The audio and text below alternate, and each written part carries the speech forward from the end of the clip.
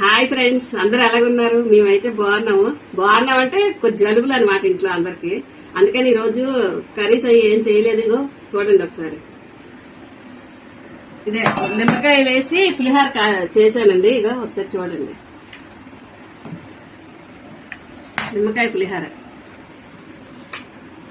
నోటికి ఇదైతే బాగుంటది కదా అని చెప్పేసి, జ్వరాలు కదా కొద్ది నీసు కూడా తినకూడదని చూద్దాం సాయంత్రం. ఇప్పుడైతే తిందామనేసి చేసాము. మీరు అందరూ ఏమనుకున్నారు అలాగే కామెంట్ లో చెప్పండి.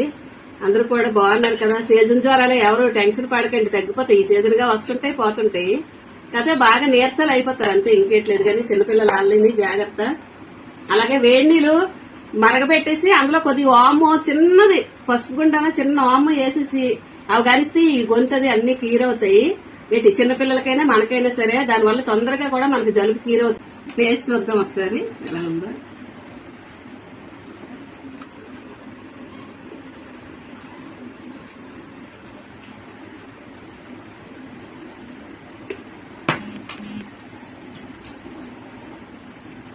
బాగుంది నిమ్మకాయ పులిహోర కదా.